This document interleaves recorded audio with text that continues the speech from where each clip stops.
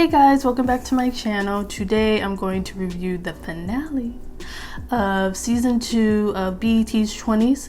This one's called How Do You Feel? And yes, this is my version of a festive outfit, a black festive outfit for the finale, which was very underwhelming. I wore this festive outfit for an underwhelming finale, okay? But before I start, I just want to thank, everybody who watched my reviews this season, who have been watching since last season, who subscribed last season, who liked the video, all that. And just, I hope everybody has a great holidays. If you celebrate anything, if you don't, I just hope everybody stays safe and warm and all that jazz. I'm actually going back home this weekend until whenever, so this is my last video for 20s, but for Insecure I'll probably be in a different setting for the last 2 episodes.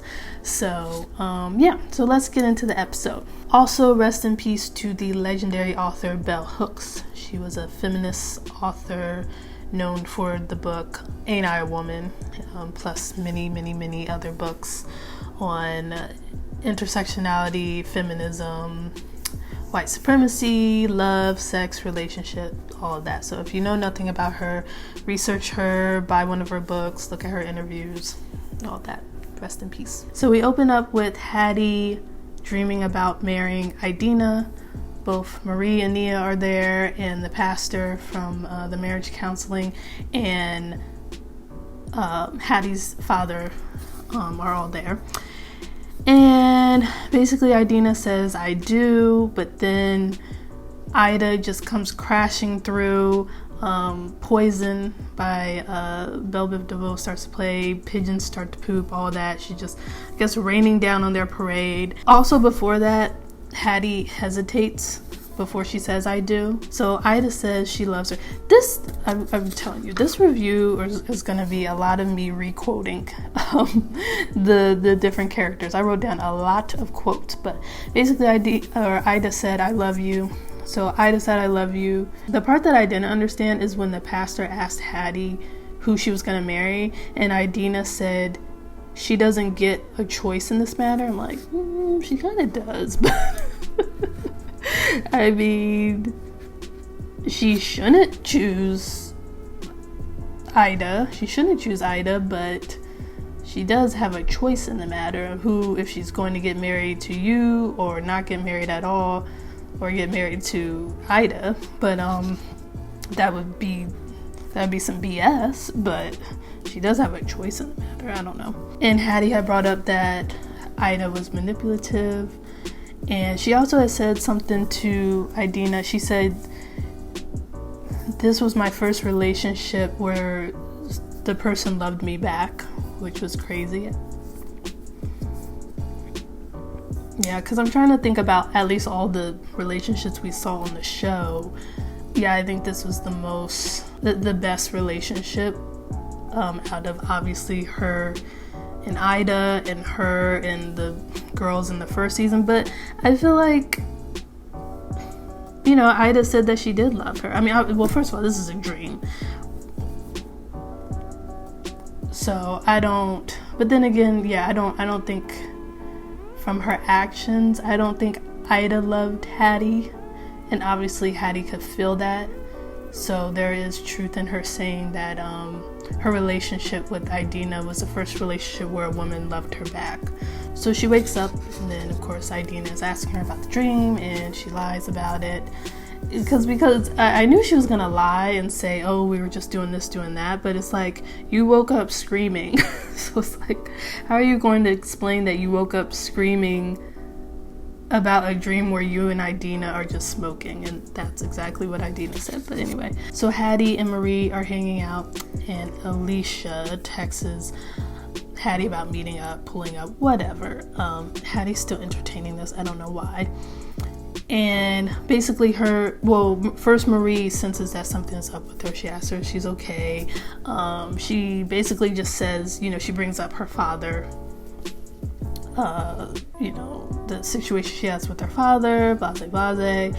And then her and Marie talk about her moving back in, which is cool. I'm not sure if when she was in bed with Idina, if she brought up the father too, because I feel like there was another time that somebody asked her if she was okay, and instead of, in my opinion, telling the truth, she tells a half-truth that she's just thinking about her father. Because I do think that she's thinking about her father and their relationship, but there's other things going on as well. So then we have Ida paying Nia a visit.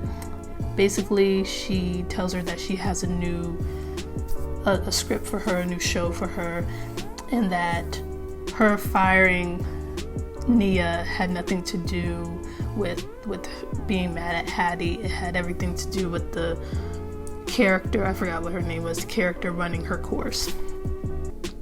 Which I feel like is kind of BS, because I feel like you can always like write in new material for a character, especially if this is the first season that she was on. But I feel like this opportunity is better. We don't know what it's about, but she at least, Ida at least recognized that Nia's character only had like one-liners, and she really wasn't like a three-dimensional character. So hopefully this is like a good project for her. And I liked how, Nia wasn't backing down. She showed how much she felt disrespected, because in my opinion, it was disrespectful how Ida did it. Like, she could have explained all of this when she fired her, So she saw she was crying and everything. Like, what? I don't know. Maybe she thought it would bring Hattie back her way, but so she has this new opportunity for Nia, and Nia also asked her to not lie again, and Ida said she'll promise to always be honest, and then she asked Nia to give Hattie her best. So then we have Marie and Quintrell. I was kind of confused about this because of course she brought up the baby. Then she said, "What about your vow?" I don't remember what vow. What vow? What vows? I don't know what she's talking about. But he also said he was sorry about her engagement, and then he's like, "I'm here if you need me," and she's like, "I got friends." He's like, "I'm not like your other friends," because he's not. And so, I don't know. I wish we would have saw something between those two. I would have much. I don't know, but then again, it's just like it's giving kind of like fuckboy to me, just because he just had a baby and he's still, like I said before, to me they were obviously flirting, but it was business. But there's, he's definitely hinting that he wants to get closer to her, but he just had a baby. So again, we don't know what's going on, if it was a random woman, if it's his girlfriend, fiance, whatever, if he's in an open relationship, but he just had a baby and he's still doing this like sexual flirtation stuff, and it's just not sitting well, even if he is fine as hell. Okay, so then we have Lauren's going away party for Hattie.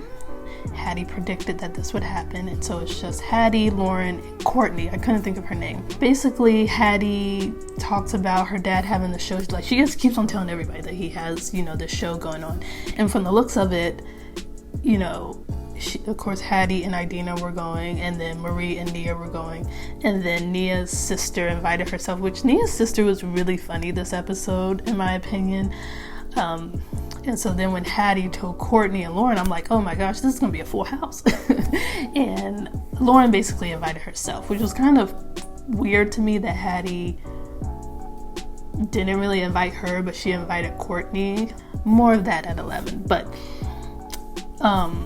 it was funny when Courtney said that she didn't really like stand-up comedy or stand-up comedians. I'm the same way. It's not first on my list when it comes to movie night or anything. It's last on my list. Like, and I like laughing, but it's just something about it. It's just, I don't know if it's like boring to me, or I just don't like a lot of these comedians. They get on my damn nerves. Then we have photos.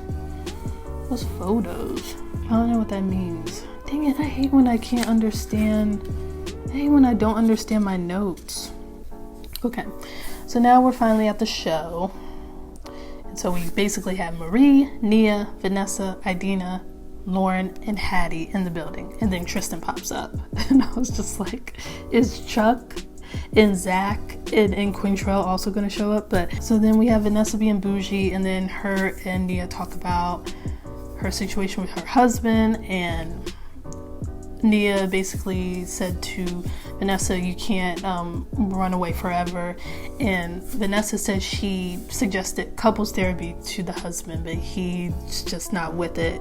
Something about he don't have the bandwidth, which I love saying that, but anyway, he don't have the bandwidth for it. But then Nia was like, okay, well then you shouldn't have a bandwidth for this marriage. He should be willing to put in the work. And I agree with that. I agree with that. You know, something, especially something as important as trying to get pregnant, you know, you should be put, like, obviously it's not working out, it's affecting your marriage, so you should, I think that they should do couples therapy. So then we have Tristan popping up. He basically said that he missed Nia, and she said, well, you need to come around more often and kiss. And he assumes that she's giving him another chance. He's like, thanks for giving me another chance. You're just like, I just kissed you. I didn't give you another chance. Gotta work for it. So, oh gosh. So then we get to the stand-up, and I was kind of nervous. I was like, oh my gosh, how is this gonna go? It was just okay. It definitely, like he said, it was him. It was Hattie's father. It's just him venting a bit. Like, it was funny, but him venting, you know, similar to that one comedian who likes to do this a lot, sit on a stool and smoke and just vent and gets paid millions of dollars to do so. But, you know, he's canceled. Anyway, and so you know, it was kind of uncomfortable to watch just because Hattie just seemed uncomfortable. Some of his jokes were a little weird. Like what did he say? He asked her something about hoes, like did she have hoes or something, and like him, which was rude. And then they like panned to, you know, the group, and they were just not laughing. I was like, ooh, this is awkward.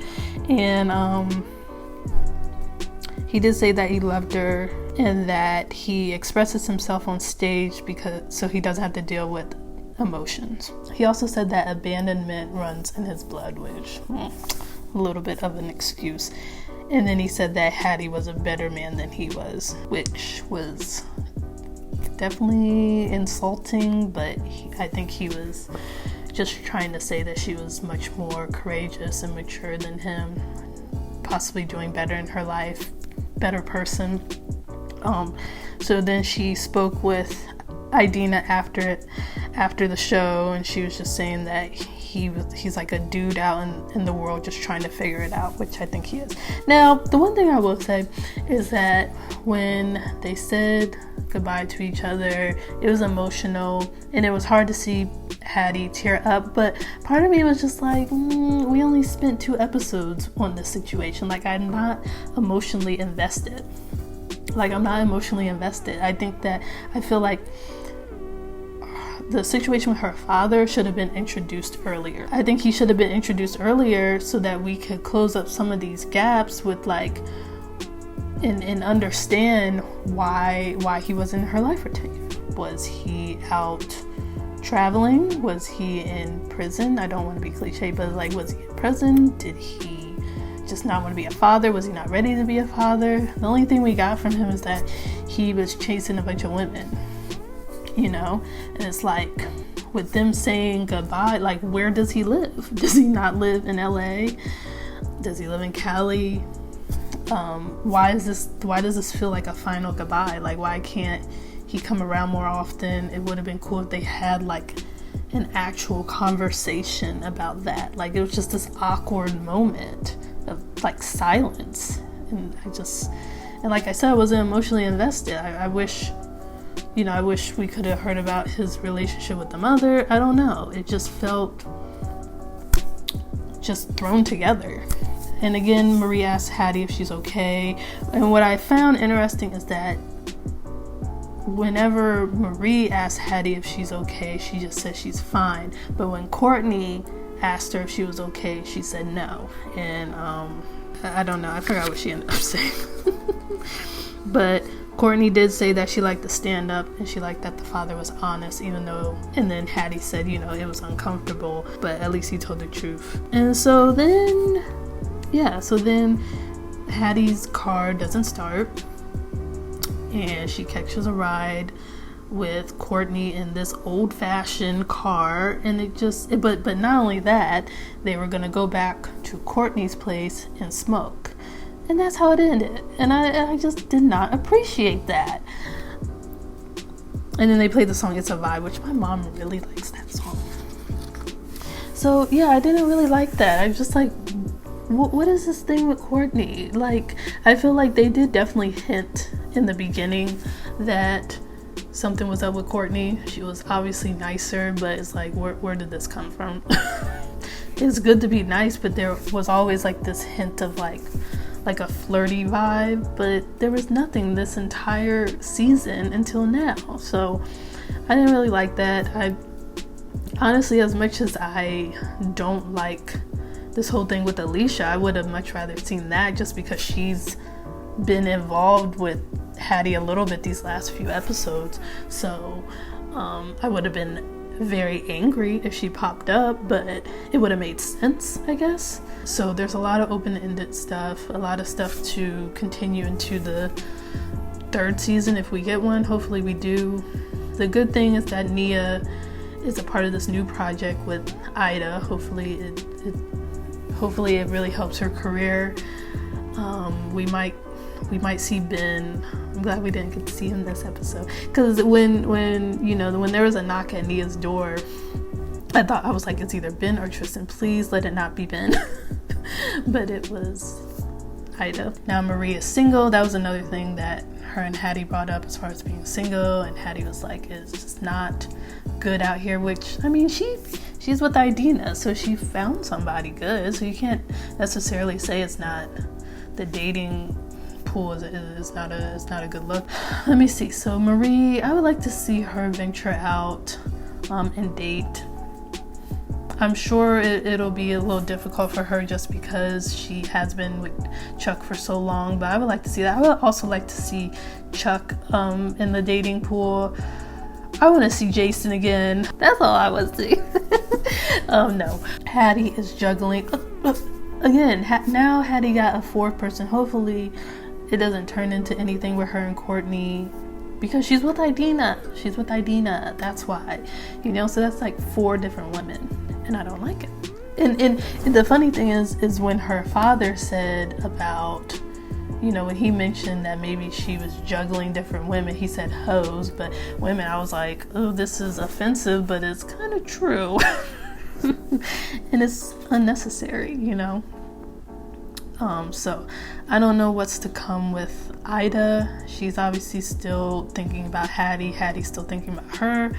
Ida popped up in her dream. So she really just has to deal with that if she wants to have a really, if she wants to have a good relationship with Idina. Because to me, I really like this relationship. I want it to work. But I feel like Hattie's gonna mess it up. Maybe she's just not ready. And if she's not ready, then she needs to tell Idina.